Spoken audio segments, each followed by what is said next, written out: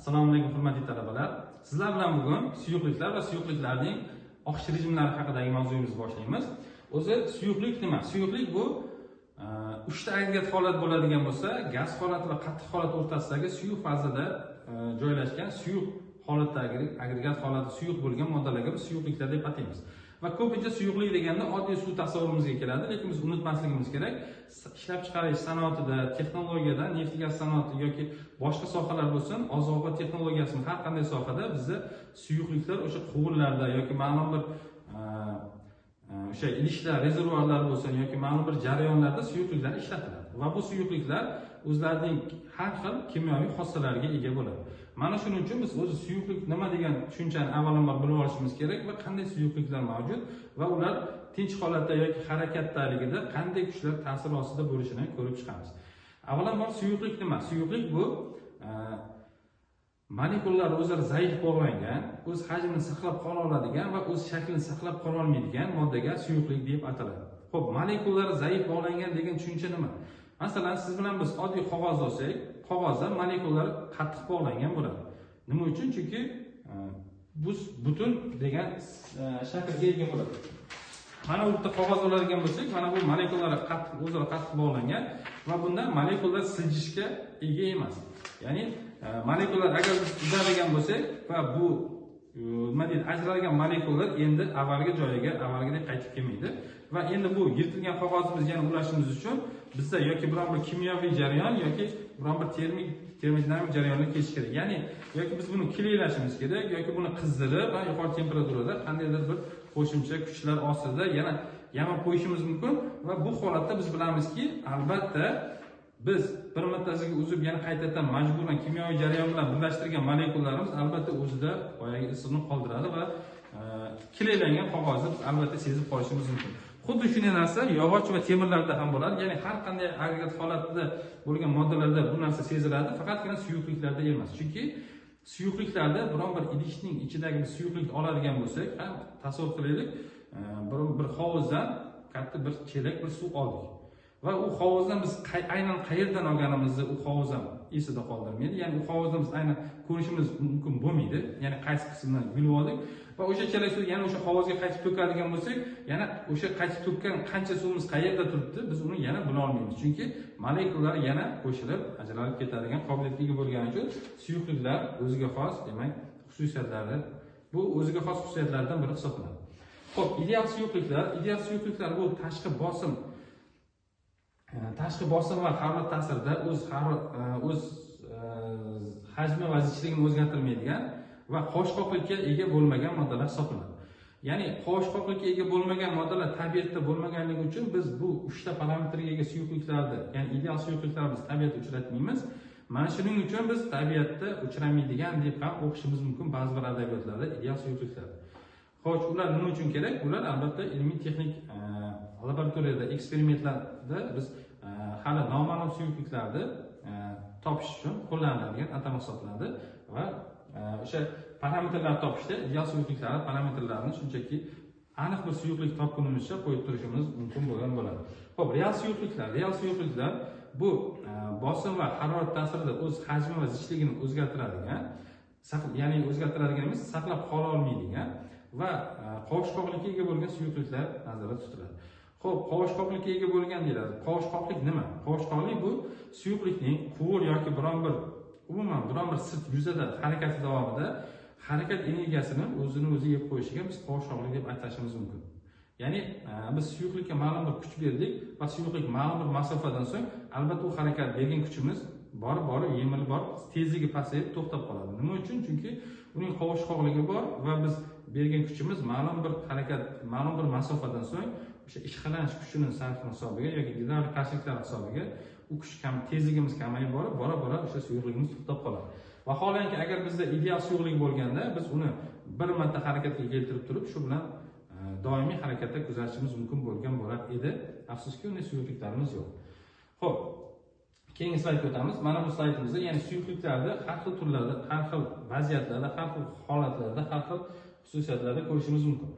Demak, mana ko'rib turibmizki, hammasida suyuqlik ma'lum bir harakatda va suyuqliklarimiz tinch holatda bo'lishi mumkin yoki harakatda bo'lishi mumkin. Albatta bu suyuqlikning tinch holatdagi o'zini tutishini va harakatdagi muvozanatni yoki harakatdagi holatini tushunmasdan turib biz biron bir texnik ilmiy yangiliklar yoki umuman zamonaviy texnologiyalardan foydalanish juda qiyin bo'ladi. Chunki bu narsa har bitta suyuqlikning harakati har bitta qurilmalarda demak o'zini aksini topadi. Xo'p, suyuqliklarimiz harakati qanday bo'lishi mumkin? Suyuqliklar albatta oqish rejimlari bor. Buni demak o'sha fransiyalik olim Osborne Reynolds deydi. Xo'p, ushbu olimimiz 1842-yil tavallud topgan va 1912-yilgacha yashab o'tgan olimimiz ixtiro qilgan va bu o'sha suyuqliklarimizni oqish rejimlarini har xil jarayonlarni kuzatib turib, shunday bir formula yaratganki, bu formulamizdan hozirgacha demak o'sha suyuqlik bilan bog'liq bo'ladigan har qanday texnik, injenerlik biron bir yechimlar yoki masalalarni ishlashda foydalanishadi. Xo'p, ushbu Reynolds taklif qilgan formula nimalardan iborat? Demak, R birinchi o'rinda suyuqlikning zichligi eng muhimi va keyingisi W bu suyuqlikning o'rtacha tezligi va keyingisi suyuqlik harakat qilayotgan quvurning diametri hisoblanadi va uchalasini ham yig'indisini demak dinamik qovushqoqlikka bo'lingan holatda kuzatiladi. Xo'p, ushbu rejimlar ya'ni Reynolds olimimiz taklif qilgan rejimlar 3 ta rejimdan iborat edi. Asosan 2 ta rejim, ya'ni laminar rejim va turbulent rejim albatta va o'rtadagi o'tish rejimi endi rejim deb qarashimiz ham mumkin yoki shunchaki o'tish jarayon deb qarashimiz ham mumkin. Asosan albatta laminar va turbulent rejim deb yuritiladi. Xo'p, laminar rejim, demak, laminar rejimimizda bizda suyuqligimiz quvurda demak tartibli, tekis oqimda harakat qilishadi. Turbulent rejimda esa tezligimiz yuqori bo'lgani hisobiga, demak bunda suyuqliklarimiz zarrachalarining harakati tartibsiz hisoblanadi. Va mana bu Reynolds qiymatimiz bo'yicha, ya'ni boyagi formula bo'yicha ishlaganimizda bizda agar Reynolds sonimiz albatta bu ma'lum bir birlikka ega bo'lmagan qiymat yoki son hisoblanadi. Ya'ni biz masalan og'irlik haqida gapirsak kilogramm massa deyishimiz mumkin, yoki uzunlik haqida gapirsak metr, vaqt haqida gapirsak minut, sekund deyishimiz mumkin. Lekin Reynolds sonimiz ma'lum bir o'lchov birligiga ega emas. Mana shuning uchun shunchaki Reynolds soni deb ketiladi. Demak, Reynolds sonimiz 2220 dan past va ungacha bo'lgan holatda, demak, suyuqligimiz oqish rejimi laminar hisoblanadi va suyuqlik zarrachalarining harakati tartibli, порядочный движение deyishadi ruschasiga aytganda. Xo'p, o'tish rejimi esa mana bu ikkita rejimning orasidagi hali, ya'ni tartibli bo'lib tartibli emas, tartibsiz bo'lib tartibsiz ham emas bo'lgan holat bo'ladigan bo'lsa, o'tish rejimi hisoblanadi. Bu 2320 dan 10 minggacha bo'lgan qiymatlar orasida chiqsa, boyagi formula bo'yicha ishlaganimizda. Va uchinchisi turbulent rejim.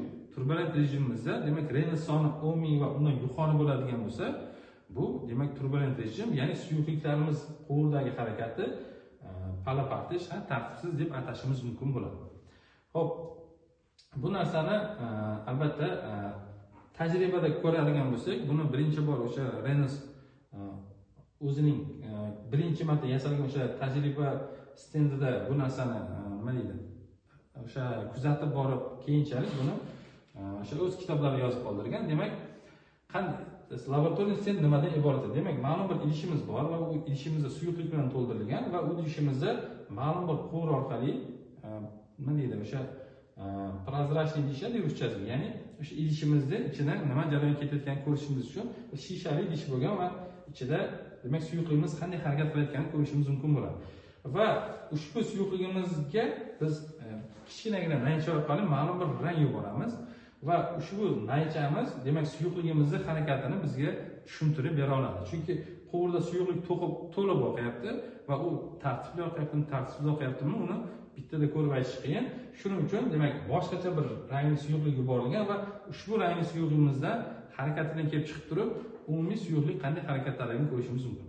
Mana bu jarayonda demak laminar oqim rejimi deyilyapti. Suyuqligimizga o'sha markazdan bitta rang bersak, u rang o'sha markazdan qochmasdan turib, markazdan tekis harakatga ketyapti. Bu degani umumiy hamma suyuqligimiz tartibli harakatda, ya'ni bir xil qatlam bo'lib oqib bormoqda. Mana bu narsa bizga laminar rejimda tushunchasini beradi.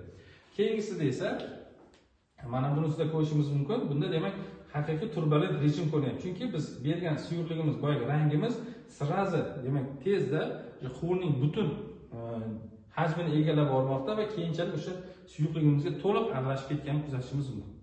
Bu turbulent rejim bo'ladigan bo'lsa, u laminar va turbulent rejim orasidagi mana bu o'tish rejimimiz bor. Ya'ni bunda suyuqligimiz boyagi aytganimizdek o'tish rejimida, ya'ni tartibli bo'lib tartibli emas, lekin tartibsiz bo'lib tartibsiz emas va mana bunday o'rtadagi переходный rejim, fazoviy, ya'ni fazalar orasidagi kesishma sifatida mana bunday to'lqinli harakatda kuzatishimiz mumkin bo'ladi.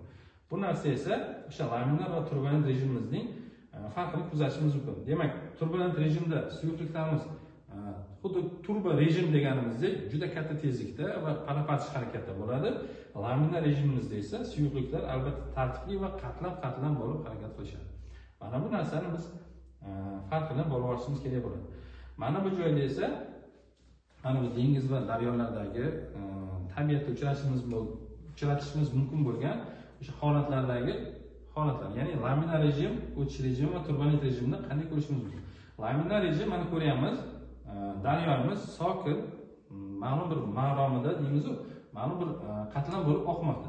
Bu laminar rejim va bu holatda agar relsimizni o'lchab ko'radigan bo'lsak, demak 2320 dan gacha bo'lgan qiymatda chiqadi. Undan keyin o'tish rejimimiz, ya'ni bunda mana bunga nisbatan albatta tezlikda demak va harakatda farq bor, ya'ni ozgina pala-partish kuzatilyapti, lekin to'liq boyagidek shiddatli oqim yo'q. Mana shuning uchun biz bu oqimni o'tish rejimi deymiz. Ya'ni tartibli bo'lib tartibli emas yoki tartibsiz bo'lib tartibsiz oqim emas, mana shu o'tish rejimi orasidagi. Ya'ni ma'lum bir qatlamda tartibsizlik ketyapti, ma'lum bir qatlamda tartibli harakat ketyapti. Mana shu aralash qatlamni biz o'tish rejimi deymiz va mana bunda ko'rishimiz mumkin, juda ham katta yuqoridan pastga qarab oqayotgan sharshara nazarda tutilgan va sharsharamizda boyagi tezlik yuqori, boyagi nima deydi, oqim rejimi kuchli bo'lgani uchun demak turbulent rejimda kuzatishimiz mumkin bo'lar ekan. Va bu slaydimiz oxirgi slaydimiz bo'ladi. Va men sizlarga aytmoqchi bo'lgan narsa, demak mana bu joyga qaytamiz. Suyuqliklarimiz mana bu joyda ham ko'ryapsiz. Boshida mana bu qatlamni biz laminar rejim sifatida ko'rishimiz mumkin, chunki suyuqlik qatlamli bo'lyapti va mana bu joyga yetgandan so'ng eng pastdan va tepaga ko'tarilyapti. Mana bu joyda уже harakat, demak pala-partish bo'lib ketyapti. Mana bu joyda уже turbulent rejim deb ko'rishimiz mumkin. Mana bu rejimlarda ham. Umuman nima demoqchiman? Demak, suyuqliklarimizni o'zi qanday xususiyatlarini, qanday xossalarini bilmaslik biz zamonaviy texnologiyalarda yoki zamonaviy muhandislik ishlarimizda biron bir yangi qurilmalar yoki yangi emas, hozirgi nima deydi, o'sha ishlatilayotgan qurilmalarimizni ma'lum bir parametrlarini optimallashtirishimiz uchun ham demak suyuqliklarimiz qanday mexanik harakatga ega va qanday xossalarga egaligini bilmasdan turib biz ularni biron bir yangisini ixtiro qilishimiz yoki ularni bir parametrlarni yangilashimiz mumkin bo'lmaydi. Shuning uchun suyuqliklarimizni qanday xususiyatlarga ega va qanday parametrlarga, qanday oqish rejimlariga egaligini bilishimiz kerak bo'ladi. Savollaringiz bo'lsa kommentariyada yozib qolishingiz mumkin. Savollarga javob berishga harakat qilamiz. E'tibor uchun rahmat.